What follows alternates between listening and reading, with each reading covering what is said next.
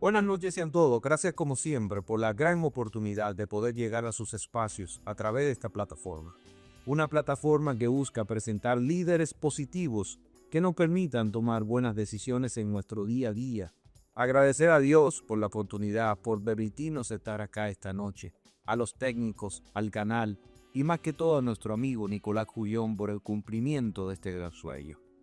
Hoy para mí es de mucha satisfacción y de mucha gratitud, porque tengo una persona que simboliza la palabra amistad.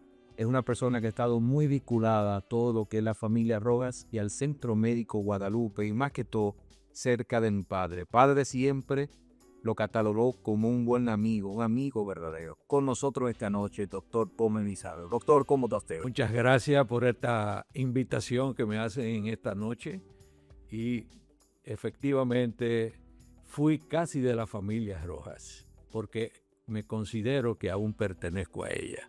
Doctor, yo, de las cosas que recuerdo de mi infancia, siempre el doctor Gómez Lizardo estuvo presente. La foto más emblemática de mi papá siempre estuvo a su lado. Él siempre hizo referencia del buen profesional, pero más que todo el ser humano los dos. Sí, fíjate, desde que yo llegué a la Ciudad de México, ingresé al Centro Médico Guadalupe bajo la dirección de don Antonio, que era tu abuelo, don Guillermo, Fernando, y nosotros, como te digo, participamos en el Centro Médico Guadalupe desde 1987, día y noche, porque en esa época teníamos que hacer las emergencias y recuerda que las emergencias en esa época eran muy fatigosas. Bueno, esas historias después tendríamos que hacer par de entrevistas, doctor, para contar esas anécdotas, porque ustedes eran súper médicos, como nosotros le llamábamos. La verdad es que ustedes hacían cosas que en estos momentos quizás los médicos actuales no se visualizan haciendo. No, ahora se refieren. Pero solamente comentarles, es imposible contar la historia del centro médico sin el nombre del doctor Gómez Lizardo. Yo creo que la población... Eso me honra. De verdad, un ejemplo, y lo digo como parte de la generación, y usted sabe que estamos rumbo a cumplir lo que son los 80 años de centro médico, y es imposible. El doctor Gómez Lizardo simboliza y significó y significa mucho para todos nosotros y la institución. ¿Cómo se siente el doctor Gómez Lizardo en estos momentos? ¿Cómo está a nivel profesional? Excelente. Tengo casi 46 años de servicios y últimamente hemos ido delegando en mi hijo, que es cardiólogo también, egresado de la ciudad de la Universidad de La Habana, y está muy bien preparado y está tomando el relevo para seguir entonces el don de servicio que le enseñó su padre. Doctor, hablemos un poco sobre vocación, vida y propósito.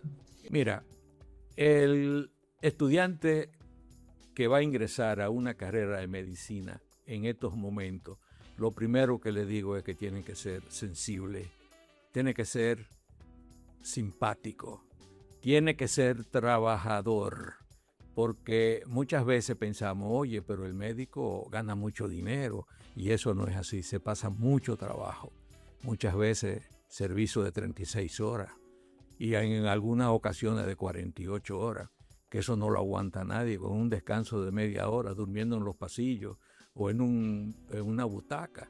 Pero todas esas etapas nosotros las pasamos para llegar a donde estamos. Qué bueno.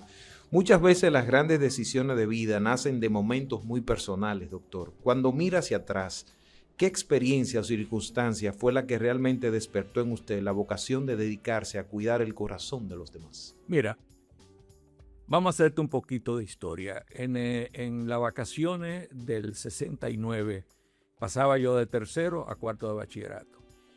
Y en esa oportunidad yo le dije a mi tío, el doctor Pedro Lizardo, donde yo vivía, me dije, mire, yo quiero ser médico. Dice, pues tú quieres ser médico, pues te voy a llevar donde don Antonio para que te autorice y te vaya al servicio de emergencias. Digo, indudablemente que sí, un joven de 15 años, y indudablemente que después que yo comencé a tratar a los doctores que pasaban por esa área, el doctor López, el doctor Lizardo, el doctor Díaz, el doctor Antonio Rojas, tu papá, Guillermo Rojas, Luisito Rojas, y un sinnúmero de amigos que del cual no recuerdo ahora, pero que indudablemente marcaron en mí yo querer ser médico. porque veía ese don de servicio que tenían esos médicos, Tabito Guzmán, el doctor Marino Guzmán, o sea, muchos amigos que hoy en día no están, pero que nos inculcaron lo que era la vocación y el servicio a los demás. La medicina exige disciplina, sacrificio y muchas horas lejos de la familia, en una época donde muchos jóvenes buscan caminos rápidos hacia el éxito. ¿Qué le diría a esa nueva generación sobre lo que realmente significa asumir una vocación como la medicina? No es fácil. Primero, hay que dedicarse en cuerpo y alma a aprender el sagrado don de servir a los demás. Más que nada, todos sabemos que la medicina es servicio, no una persona que está allí para curar una enfermedad y no le da la sensibilidad a esa persona. Porque muchas veces el médico no cura, pero cura el alma. Cuando hay problemas de un paciente que está en coma y los familiares, hijos, padres están mirándote como que creen que tú eres el Dios que lo va a salvar, y yo siempre le decía, yo haré todo lo imposible para que no suceda lo impredecible, pero vamos a trabajar, que si no tenemos resultado, lo vamos a orar a Dios para que lo acoja en su santo seno. Excelente, doctor. En su trayectoria como cardiólogo, ha acompañado a muchos pacientes en momentos decisivos de su vida. ¿Hay alguna experiencia con un paciente que haya marcado profundamente su forma de entender la medicina y el valor de cada latido de corazón? Cada paciente es un mundo, es diferente. Nosotros tenemos muchas vivencias, pero por servirle a los demás, nosotros muchas veces descuidamos lo que es la familia, los hijos. A veces yo salía con ellos para la playa y cuando iba llegando a San Víctor, habían unos teléfonos Motorola. Me llamaban y tenía que regresar con ellos y dejarlo en el área de emergencia, 2 o 3, y a veces se iban para la casa y yo no podía llegar de nuevo a la casa y se ponían bravos con nosotros. Pero ellos en esa oportunidad no lo comprendían, pero ahora sí. Ellos saben que nosotros estábamos ahí tratando de salvar una vida. Como hijo de médico y parte de familia de médicos, realmente al escucharlo me identifico bastante. Fueron muchas veces que salíamos a la playa y la gente no entendía que teníamos que devolvernos. Y la verdad que escucharlo son vivencias que todo aquel que estuvo cerca de un padre así, con esa dedicación y esa voluntad que usted presenta y ha vivido, indiscutiblemente fueron circunstancias que se vivieron. Pero después ahora con la edad entendemos que estaban tratando de salvar una vida, de dar una respuesta médica de personas que realmente lo necesitaban en el momento. Y la verdad nos enorgullece. Yo como hijo médico, como parte también de su familia, personas que lo admiran, indiscutiblemente valoro muchísimo cada uno de sus actos. Eso es real, pero fíjate, el médico es como un sacerdote, porque lleva ese sacerdocio en sí, en su corazón. Lo peculiar para mí nunca fue lo primero. Para mí fue darle el servicio al que más lo necesitaba. Muchas veces iban pacientes, no tenían ni siquiera con qué llegar allá al consultorio y yo le daba el pasaje para regresar a su pueblo. Y nosotros nos sentíamos felices porque a los 2 o 3 días regresaban y decía, doctor, estoy nuevo. Usted me acaba de sanar. Y eso es una satisfacción personal. Doctor, ¿y alguien le llegó a pagar con gallina? No, en esa época era muy frecuente, chivo, gallina. Mi papá llegaba con gallina. Sí, en esa época era muy frecuente.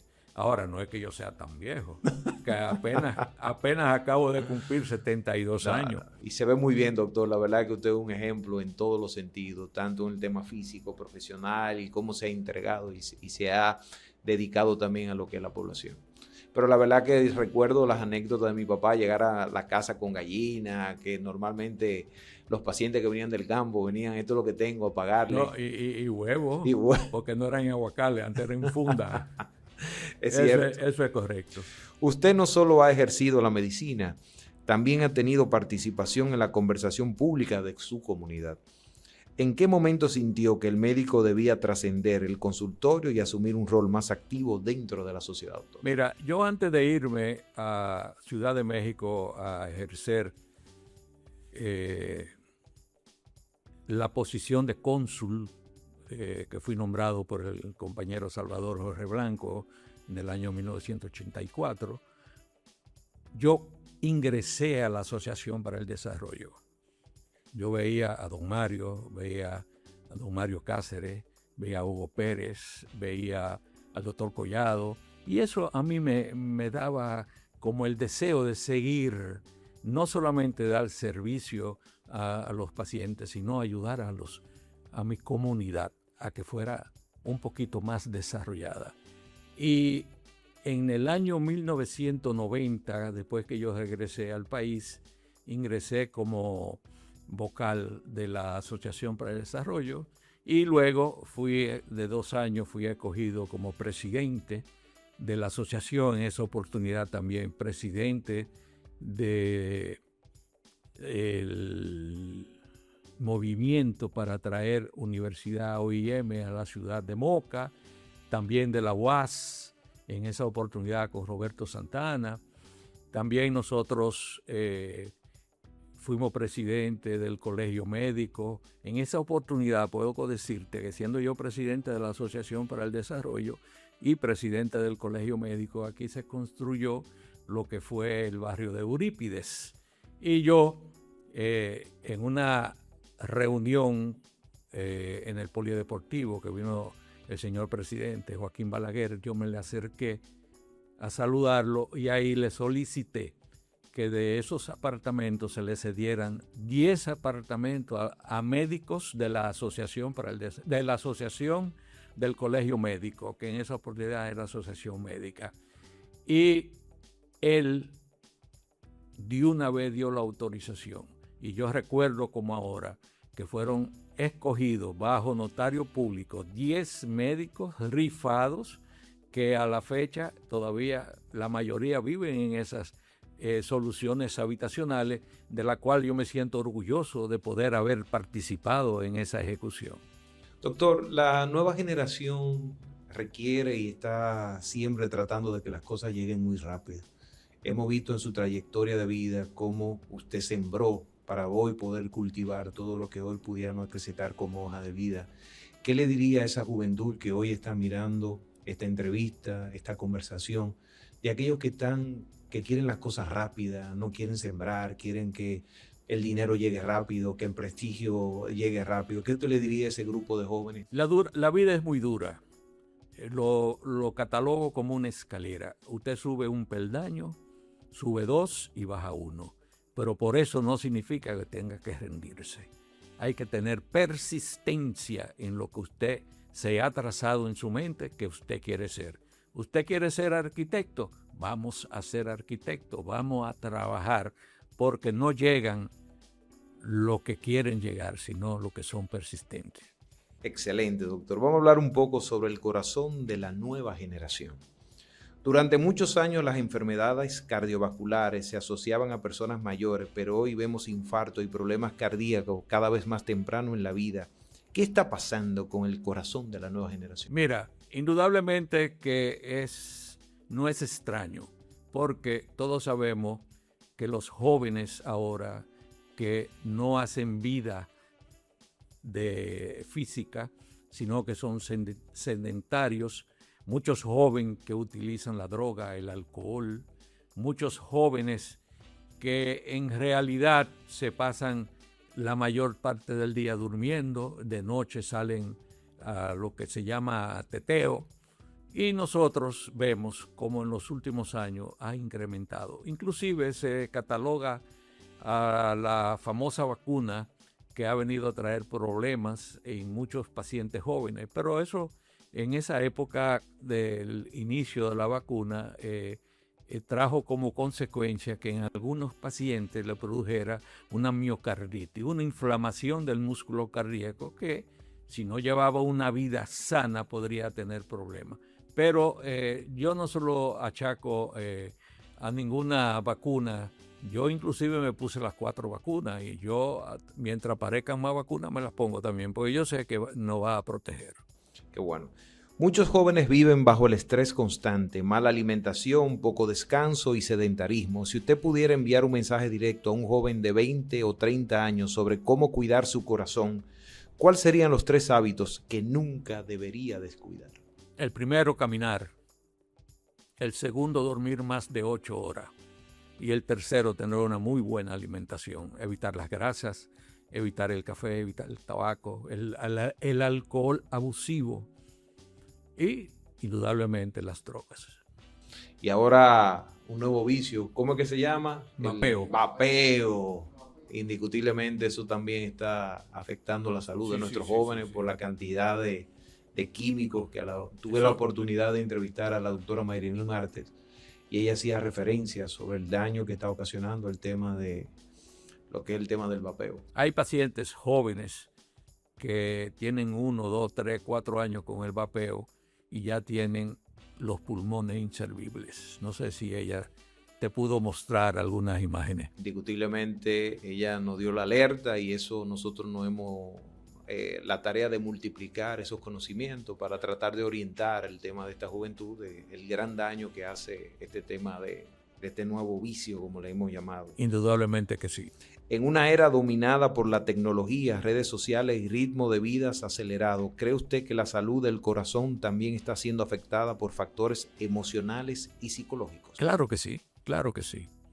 Tú te levantas por la mañana, una guerra en Ucrania, una guerra en Corea, una guerra en Irán, que murieron tanto en Estados Unidos, que un estudiante en un liceo coge un arma y mata 5. O sea, todo eso te mantiene alerta y eso te mantiene sofocado, estresado y por ende te afecta lentamente, no solamente la mentalidad, sino también los órganos básicos, como son el corazón, los pulmones, los riñones. Doctor, ¿cómo una persona como usted, tan sensible, una persona que se identifica tanto con su paciente, puede manejar a veces el tema de esas emociones de cuando llegan a ustedes casos que realmente entristecen, ya personas que quizás hasta a veces fallecen? ¿Cómo cuida usted su corazón en el sentido de cómo manejar cada una de estas circunstancias? Mira, son situaciones difíciles. La mayoría de los cardiólogos o somos hipertensos, o somos diabéticos, o tenemos cualquier otro tipo de enfermedad producto del estrés. Es una profesión totalmente estresante, porque para mí no era fácil tratar un infarto agudo al miocardio con un amigo que se está yendo en esos momentos y tú tener que tranquilizar primero a la familia y segundo, tranquilizar al paciente si estaba consciente. Y muchas veces tuvimos mucho éxito, pero también tuvimos muchos que no lograron sobrevivir. A ustedes que están encendiendo la televisión en este momento, decirles que hoy tenemos el gran privilegio y honor de tener una persona genuina, un profesional a cabal, un padre, abuelo. Yo creo que toda la faceta en la cual se desempeña ha sido una persona exitosa. Y hoy tenemos el gran privilegio y la gran oportunidad de tener al doctor Gómez Lizardo con nosotros. Doctor, vamos a hablar un poco sobre medicina, sistema de salud y compromiso público. Desde su experiencia dentro del sistema de salud dominicano, ¿cuál sería o cuál considera que es hoy la mayor debilidad estructural que enfrenta la cardiología o la atención cardiovascular en nuestro país? La falta de educación. Primordialmente, el dominicano se lleva más de lo que le dice el amigo, el vecino, que lo que en realidad oye o que le manifiesta un cardiólogo. Nosotros tenemos una educación muy por el suelo a nivel cardiovascular. Da pena como jóvenes ya adultos que no sé, doctor, lo que está hablando es caballá, porque yo voy a fumar toda mi vida. Mi abuelo duró 80 años fumando y no le pasó nada. Eran otra época, eran otras personas, más sanas, más saludables. En los años 60 todo el mundo eran flacos, ahora somos todos obesos, no caminamos, Si para ir a la pulpería tenemos que montar en un motor, un motoconcho o ir en un carro. Entonces, nos imposibilita ejercitar en realidad todo nuestro organismo. O sea que, indudablemente que sí, la falta de educación es lo más primordial. ¿Usted entiende que la educación debiera empezar ya desde el tema del colegio, donde la gente comienza a formarse un poco, concientizarse sobre los peligros cardiovasculares? Mira, los niños son como una esponja. Todo lo que aprenden en la edad preescolar lo van a ejercer toda su vida. Es igual que el sistema vial.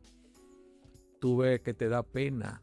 Te pasa un motor por el lado, otro por el frente, otro por el otro lado, otro en una goma. O sea que usted no está seguro. Pero sin embargo, en países donde hacen orientación vial a los niños preescolares, muy difícil sucede algo parecido. Yo estuve en Perú, en Arequipa. A mí me dio satisfacción ver que no había semáforo por el área donde yo andaba. Eran carriles de 4. Cuando pasaba uno, se paraba el otro y dejaba pasar el siguiente. Y así daban la vuelta y todo el mundo agilizaba. Aquí no. Aquí llega a un sitio y todo el mundo quiere pasar juntos. Aunque esté el semáforo, doctor. Aunque sea semáforo, se pasan en rojo. Eso es correcto.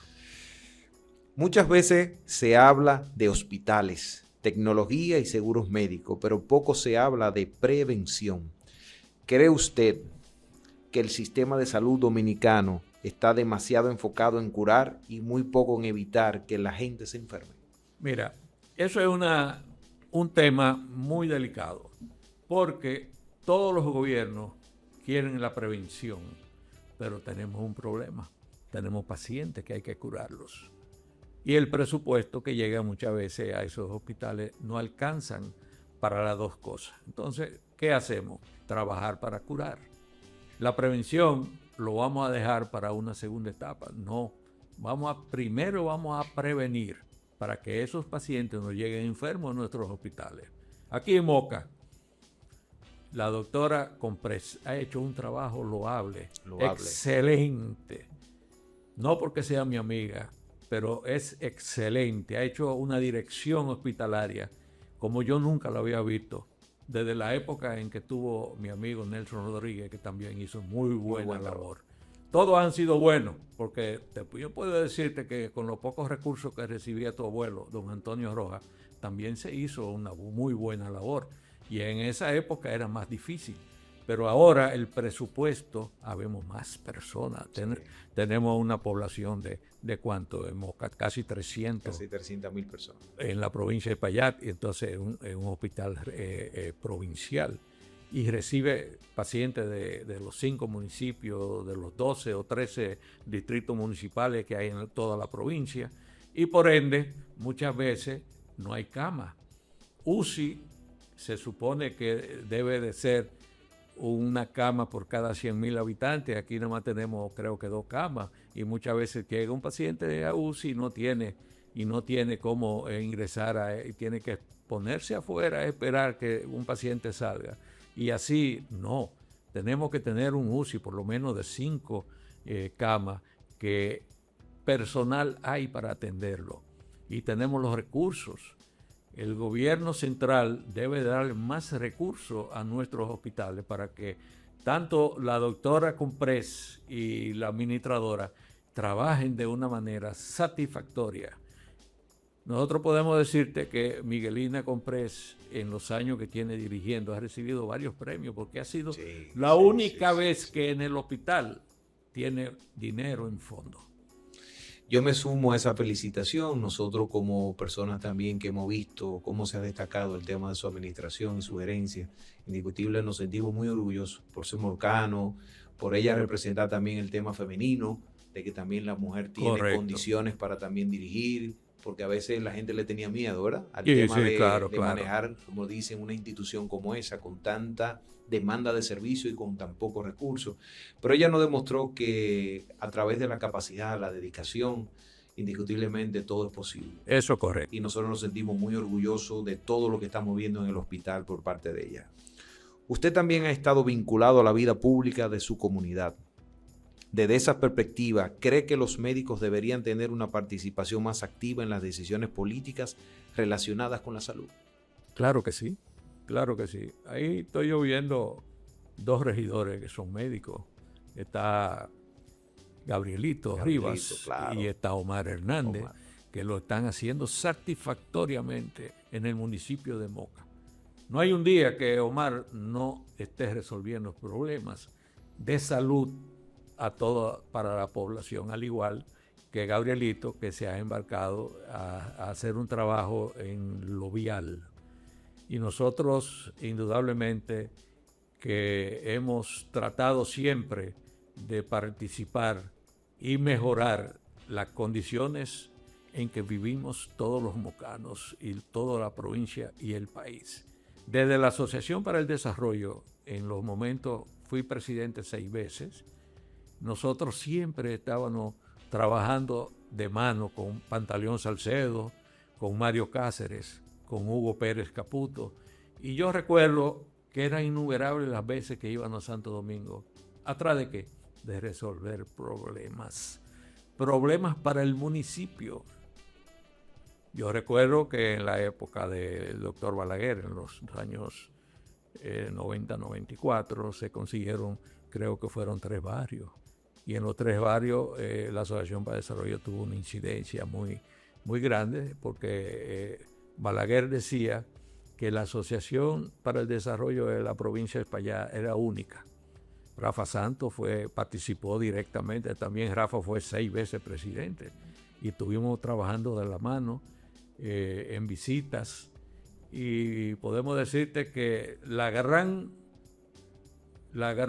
demanda que había en esa época para ejecutar proyectos lo tenía la Asociación para el Desarrollo. Y hay muchos hijos de la Asociación para el Desarrollo que comenzaron en esa mesa de trabajo. Qué bueno. Doctor, nosotros pudimos ver también personas a quien admiramos y queremos mucho en la provincia, cómo médicos dejaron al lado su profesión y se dedicaron plenamente en política, pero no volvieron. En su caso siempre usted mantuvo el tema de su interés por una comunidad más fuerte, trabajar en las asociaciones, pero siempre mantuvo el tema de su profesión. Claro que sí, claro que sí. Tú sabes que la profesión es, como te digo, muy, muy... se me fue la palabra ahora. Personal, es algo como... Es algo muy personal, tú ves. Y te ocupa todo el tiempo de tu trabajo, pero si tú te llevas de eso, no puedes hacer tu trabajo comunitario. Correcto. Y eso hay que realizarlo. Su medicina era su pasión, pero dice. La pasión, la vocación y el servicio ante todo. Qué bueno, porque vimos siempre y de verdad reconocer públicamente de que usted siempre fue una persona que pudo manejar cada uno de los escenarios sin descuidar uno ni el otro. Correcto. Fue exitoso en cada uno de ellos, siempre estuvo presente, una persona que cuando la comunidad necesitaba estaba ahí, pero cuando el paciente lo necesitaba también. También. Así que la verdad usted marca un hito diferente a aquellos médicos que en un momento entendían que no podían llevar las dos profesiones. Y enseñarles mucho a muchas personas que el yoísmo no lo es todo, hay que delegar. Total. Si tuviera la oportunidad de impulsar una sola transformación estructural en el sistema de salud dominicano para proteger el corazón de la población, ¿cuál sería esa prioridad y por qué? Mira, es difícil manifestarte una prioridad específica, pero sí podemos decirte que para mí, obligar a las personas a que se levanten después de 8 o 10 horas de sueño, sin problemas, sin pensar que dejó 5 y 6 muchachos que hay que ir a producir para poderle dar la alimentación. Eso es un estrés muy fuerte. Caminar. Señores, ya nosotros no queremos caminar. Si vamos a la pulpería, queremos ir en el carro. A una pulpería en una esquina de mi casa, yo me iba en el carro. No, vete a pie, camina. Pero la inseguridad ciudadana también te hace que tú lo pienses 2 veces. Y tercero, la alimentación y el uso y abuso de las drogas y el alcohol. Y sobre todo, el famoso vape, como dicen los gringos, el vape. Yo aprovechar que usted está acá, quisiera también motivar a las autoridades actuales de poder crear accesos donde el tema del ciclismo se pueda desarrollar a nivel de lo que es la ciudad, el tema del caminar, como te dice, el tema seguro, de que en un momento se puedan hacer trayectos donde las personas que caminen se sientan seguros también, que no se vean por el mismo desorden vial, que pueda haber algún tipo de inconveniente, y promover que pudieran trabajar a favor de esto para nosotros poder también dinamizar y que el ser humano, como te dice, a veces deja de hacer cosas también por un tema de inseguridad. Y el tema, si pudiéramos garantizar algunas vías importantes, yo creo que también pudiéramos sumar. Yo felicito al ayuntamiento municipal con el tema del zoológico, que ahora va a ser un jardín botánico. Totalmente. Y va a tener paseos que yo creo que el pueblo puede ir y utilizarlo para caminar. Excelente. Doctor, usted sabe que en televisión, indiscutiblemente, el tiempo es muy corto, y más con una persona como usted, se quedan muchos temas sociales, temas a nivel de responsabilidad social corporativa. Usted siempre ha sido una persona abanderada, ha sido motivador y ejemplo para que nosotros como generación que estamos detrás de ustedes, también nosotros podamos ver en ustedes cómo se hacen las cosas correctamente correctas. Pero no quiero poder terminar este conversatorio sin poder usted mandar un mensaje a ese grupo de generación que hoy no está viendo, que ven usted un líder o una persona o una guía de cómo hacer las cosas como se deben a través de lo que ha sido la autoridad. Yo siempre he dicho que la autoridad no es hablar duro, es que las palabras coincidan con los hechos. Y usted hemos visto lo que es una persona con un liderazgo y una autoridad sumamente importante. ¿Qué le diría a ese grupo de jóvenes que hoy nos está mirando y ven usted en este conversatorio? Bueno, mira, fíjate, en primer lugar hay que tener una mente fría, hay que tener un corazón sano y hay que tener un corazón abierto para servir a todos los demás. No todo se resuelve gritando, no todo se resuelve peleando. Ahora mismo tú sales a la calle y por cualquier roce de un vehículo hay un problema. Entonces nadie quiere seguir las reglas urbanísticas, que es lo primordial. Nosotros les exhortamos a los jóvenes que hagan una vida normal, con una proyección hacia lo que desean hacer y que no se rindan por cualquier eventualidad. Que esa escalera que yo dije al principio, cuando baje un escalón, suba 3 y así hasta que logre llegar a la cima.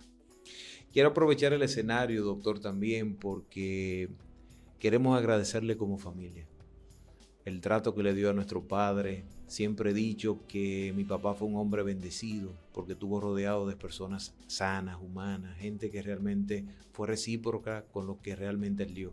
Y hoy públicamente tenía esto pendiente, siempre decirle gracias por el trato, el cariño, la forma de cómo siempre lo trató. La verdad que nosotros como familia públicamente le agradecemos todo y cuanto dio, y más que todo, como él decía, ese valor de la amistad. Muchísimas gracias. Y sobre todo, yo te decía también al principio que los jóvenes preescolares tenemos una esponja, aprendemos de todo.